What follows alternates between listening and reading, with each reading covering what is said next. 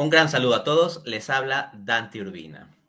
Hace unos cuantos días, el teólogo Néstor Díaz, con el cual yo sostuve un debate sobre el canon del Antiguo Testamento, publicó un video en que reiteraba e insistía básicamente en los mismos argumentos que presentó en su discurso de apertura y que le fueron respondidos durante el debate, como pueden comprobarlo viéndolo directamente. Lo encuentran en la lista de reproducción debates de este canal de YouTube.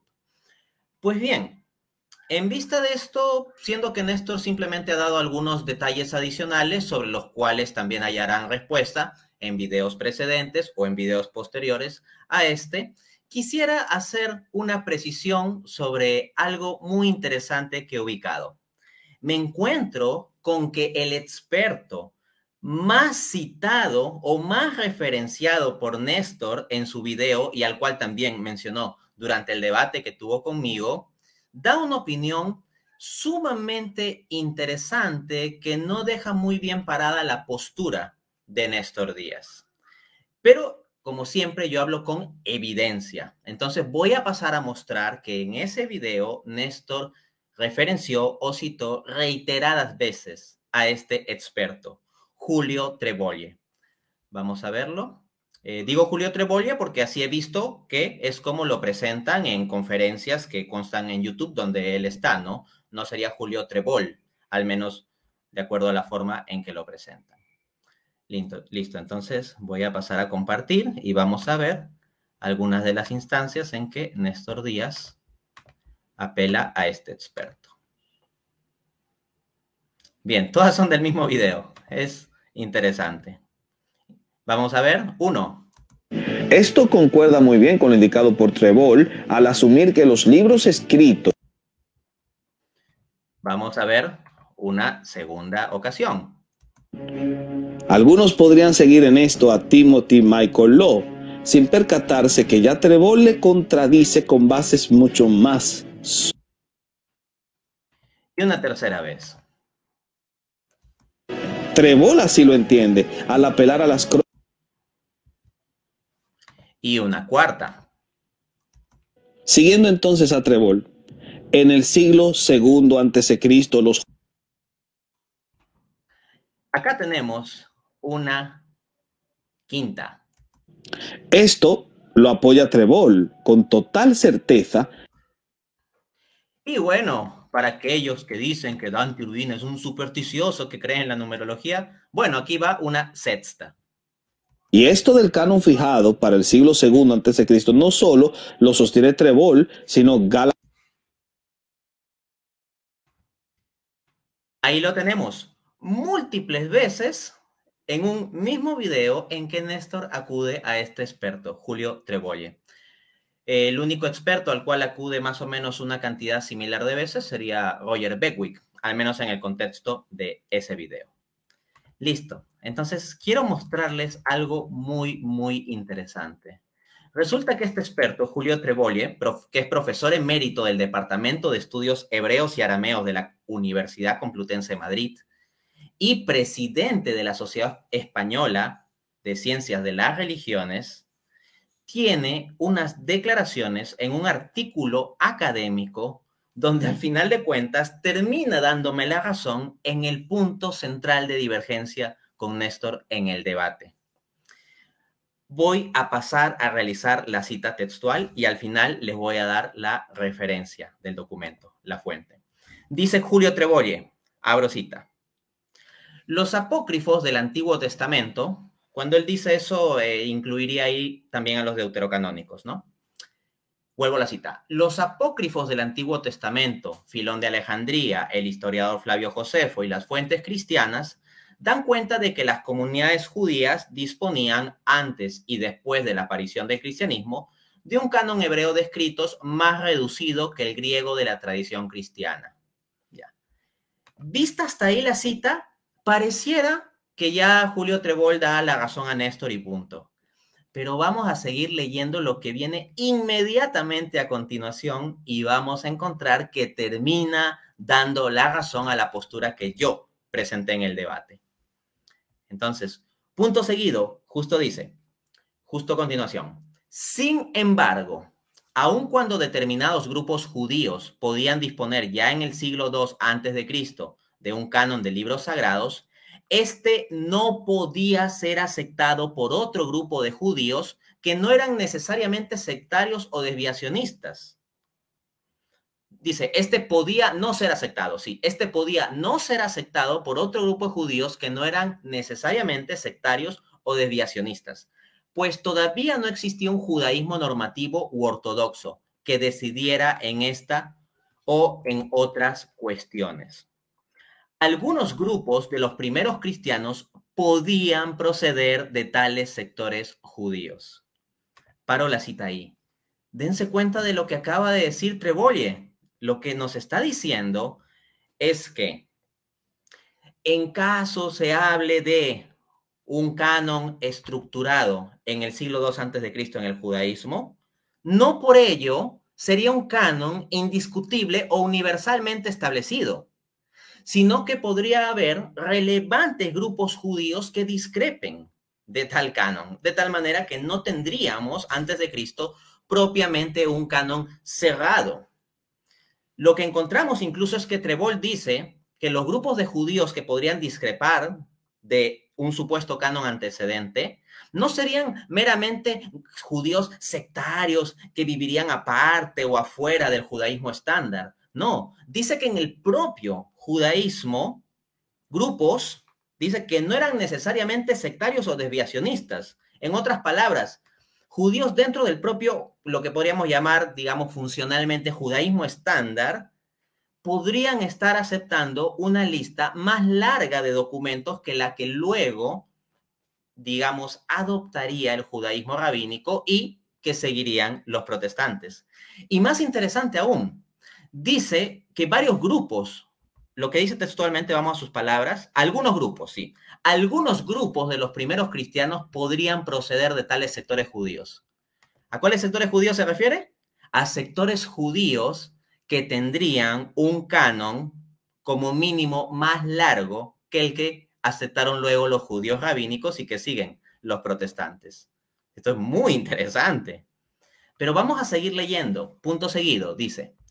El segundo proceso es el de la construcción de una lista de libros canónicos o constitución de una lista de libros canónicos. Paro la cita ahí. Noten que no meramente habla de una estructura. Acá ya habla de, en concreto de una lista, que era lo que importa, porque el debate tenía que ver con 39 o 46 libros del Antiguo Testamento, tal como lo presentó el moderador en los primeros minutos del debate. Entonces, el asunto de la lista es relevante. Vamos a ver qué dice Trebolle sobre el asunto de la lista. Vuelvo a la cita. El segundo proceso es el de la constitución de una lista de libros canónicos, con exclusión de los considerados hasta ese momento apócrifos o exteriores. Este proceso no culmina hasta después de la destrucción de Jerusalén en el 70 después de Cristo. Paro la cita ahí. Lo que nos está diciendo Trebolle es que este cierre del canon sería posterior al año 70 después de Cristo, lo cual nos pone en un contexto de judaísmo postcristiano y anticristiano, cuyas decisiones sobre asuntos como el canon ya no tienen que ser vinculantes para nosotros los cristianos. Interesantísimo lo que dice Trebolle. Sigue diciendo, punto seguido. Así pues, la línea divisoria que marca un antes y un después en la historia del canon, al igual que en la del judaísmo, no parece haber sido tanto la de la restauración macabea, sino más bien la de la nueva restauración llevada a cabo por la corriente farisea a finales del siglo I y comienzos del siglo II después de Cristo. Dense cuenta de la magnitud de lo que implica esto que está diciendo el gran experto Trebolle para la postura de Néstor. O sea, nos está indicando que no habría sido este cierre en época macabea, propiamente. O sea, si de lo que hablamos es de una línea divisoria de establecimiento de canon, dice que no habría sido en la época macabea. Ahora, en el video del cual yo he mostrado varios fragmentos, una de las cosas en las que va a insistir Néstor es que más o menos en la época macabea, en torno al siglo II antes de Cristo, es que se habría dado como un cierre del canon. Pero el propio Trebolle entiende que para decir esto en términos estrictos, no tenemos garantía, sino más bien para finales del siglo I o inicios del siglo II después de Cristo. Entonces ya estamos hablando de un contexto de judaísmo rabínico, postcristiano y anticristiano. Y eso es precisamente lo que yo anoté en el debate, en el cuarto argumento, o llamando al cuarto testigo, el testimonio del judaísmo, que los judíos habrían hecho un cierre de canon ya entrado el siglo II. Bueno, Trevollier lo pone como inicios, pero para fines del argumento, o finales del siglo I, para fines del argumento es lo mismo. Sigue tratándose de un judaísmo rabínico, postcristiano y anticristiano. Más adelante dice también Trevollier, abro cita, hasta entonces existían colecciones de escritos a los que se reconocía autoridad como libros sagrados. Pero, mucha atención aquí, amigos, cito a Trevollier, pero no había, estrictamente hablando, un canon reconocido universalmente. El impulso que estableció un canon definitivo provino de la corriente rabínica mayoritaria del momento, la cual tenía entre sus objetivos unificar el judaísmo y salir al paso de cualquier tentación que pudiera existir en otros grupos judíos de reconocer autoridad sagrada a los escritos del Nuevo Testamento y a otros textos cristianos. Fin de cita. Básicamente, estas palabras de Trevollier confirman todo lo que yo argumenté en mi cuarto argumento o en el cuarto punto de mi discurso de apertura que pueden revisar en el debate. Es decir, que el judaísmo del siglo I tenía divergencias sobre el canon. Diversos grupos judíos tenían distintas visiones, saduceos, esenios y fariseos, además de otros grupos, divergen sobre el canon. No había un canon universalmente reconocido entre los judíos del siglo I. Cité a Lee Martin McDonald y también al gran académico protestante Craig Evans en términos de que en la época de Cristo no había tal cosa como un canon judío cerrado. Y adicionalmente se está indicando que en época postcristiana, Trevollier Barrera lo pone esto a inicios del siglo II o finales del siglo I, habría habido un cierre del canon, pero en un contexto hostil al Nuevo Testamento. Esto confirma también lo que dije en el discurso de apertura citando a la enciclopedia judía y hablando de Rabbi Akiva.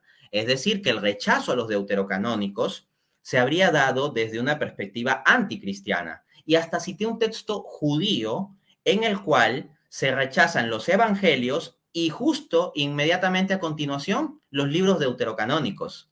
Entonces se los ponía en el mismo paquete para rechazarlos. Qué interesante. Y la enciclopedia judía, como también cité allí en mi discurso de apertura, indica que la razón por la cual el rabino Akiva en el siglo II desdeñaba los deuterocanónicos es porque encontraba que los cristianos estaban utilizando tales libros, en lo que dice la enciclopedia judía es el término apócrifos, para defender a Cristo, para defender a sus argumentos. Y claro, el argumento fundamental que tienen que avanzar los cristianos ante el judaísmo es el carácter mesiánico de Cristo, Cristo como Dios encarnado, etc. Y yo en el debate, en mi argumento número 3 del testimonio de los deuterocanónicos, doy evidencia de por qué esto puede ser así, mostrando que en los deuterocanónicos hay profecías y prefiguraciones sobre la encarnación, la crucifixión e incluso una prefiguración trinitaria.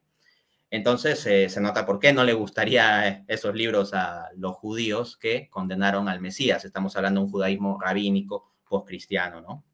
Entonces eso, Trevollier Barrera termina confirmando todo mi punto y contradiciendo gravemente a Néstor en este punto central. Entonces, ¿cuál es la referencia, la fuente en la que me baso? Cito, Códigos y cánones, literatura legal e historiográfica en el Antiguo Oriente y en la Biblia. Publicado, artículo de Julio Trevollier, ¿no? Publicado en la revista Bandue, número 4, 2010, página de la 260 a la 261. Ahora, el libro al que continuamente ha apelado Néstor Díaz es la obra La Biblia Judía y la Biblia Cristiana de Julio Trevollier, editorial Trota, Madrid. Ahora, yo no estoy del todo seguro de cuál es la edición que le está citando, porque este libro ha tenido varias ediciones. En cualquier caso, la primera edición y la segunda son del año 1993, es decir, de hace 3 décadas. La tercera edición es del año 1998. Y en el caso de la cuarta edición es del año 2013. Entonces tal vez alguno querrá apelar a decir, oh, pero el artículo que tú citaste es de 2010, pero hay una cuarta edición del libro de 2013. Bueno, pero miren, Acá tengo unas palabras de Julio Trebolle de 2020. Paso a citar, Julio Trebolle, abro cita. A partir del siglo I después de Cristo, tras la destrucción de Jerusalén, o sea, está hablando después del año 70, queda fijado un único texto hebreo, el transmitido en la tradición masorética a lo largo de los 2 pasados milenios. Luego dice en la misma entrevista, el primer cristianismo, con esto se refiere al cristianismo temprano o primitivo, heredó una enorme cantidad de literatura apócrifa que el propio judaísmo rabínico tradicional rechazó. Dentro de esta literatura apócrifa, ¿no? Como se llama ahí en la categoría genérica, estarían incluidos los legítimos deuterocanónicos, que los judíos rabínicos posteriores habrían considerado ilegítimos. Pero es que ellos ya no son una instancia legítima, pues. O sea, esos judíos rabínicos que declararon ilegítimos a los deuterocanónicos ya no son para nosotros los cristianos una instancia legítima de definición de doctrina o vinculante, porque son los que condenaron al Mesías, judíos postcristianos y anticristianos. Ese es el contexto, ¿no? Entonces, noten qué interesante lo que dice este autor. Dice que los primeros cristianos, el cristianismo temprano, naciente, el del siglo I, heredó del judaísmo una colección de escrituras más larga que la del judaísmo rabínico posterior. Y por lo tanto, los primeros cristianos habrían dispuesto de un rango de escrituras más amplio que los protestantes. Ojo, tanto los judíos rabínicos como los primeros cristianos técnicamente podían acceder a los libros deuterocanónicos o libros más allá del canon protestante. Este no es el punto. El punto no es meramente un acceso, sino la cuestión es la herencia que recibe el cristianismo temprano del judaísmo. No recibe un canon cerrado.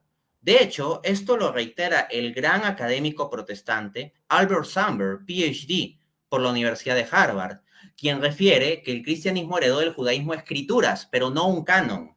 Heredar escrituras significa que heredó libros del judaísmo, pero no heredó tal cosa como una tradición definida de un canon cerrado.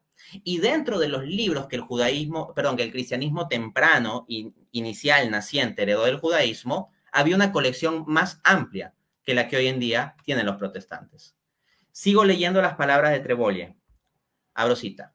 Los evangelios nacieron justamente cuando nadaban en esa abundancia de textos, antes de la constitución del canon judío. Fin de cita. Miren lo que dice Trebolle. Está diciendo que los evangelios corresponden a una época antes de la constitución del canon judío, lo cual significa que para el surgimiento del cristianismo, el judaísmo no tenía un canon cerrado, según Trebolle. Por lo tanto, me da la razón en este punto crucial y fundamental del debate a mí y no a Néstor. La fuente de la entrevista es el titulado, la entrevista, La Biblia es un canon cerrado y un libro inconcluso, publicado en Revista Letras el 21 de octubre de 2020. Ahora, ojo, antes de que se hagan hombres de paja. Esto que yo he dicho aquí no significa que yo esté de acuerdo con el 100% de todo lo que ha dicho o escrito Trebolle en su vida. No es que sea mi autor de cabecera o de referencia. No es mi magisterio, como lo es tampoco ninguno de los autores protestantes que yo he citado. O sea, son referencias académicas importantes. Simplemente eso. Y tampoco digo que Julio Trebolle sea automáticamente como el magisterio del Néstor Díaz. Pero lo que sí digo es que es muy, muy interesante y revelador que el académico al cual más veces ha citado y referenciado Néstor Díaz, tal vez simplemente a la par con Roger Beckwith en el video en cuestión, lo contradice en el punto fundamental a dilucidar en el debate. Así que eso pues es algo muy llamativo, ¿no? Que en ese aspecto principal termina negándole la razón a Néstor y me la da a mí. Antes, para apelar a que no habría, para mostrar que no habría un judaísmo con un canon cerrado en el siglo I, o al menos en la primera mitad del siglo I, cuando surge el cristianismo, pues yo, dando argumentos, pasaba a dar las referencias de autores como Lee Martin McDonald o Craig Evans. Pero ahora, gracias al video de Néstor, cuento con un relevante autor adicional, el señor Julio Trebolle. Muchas gracias.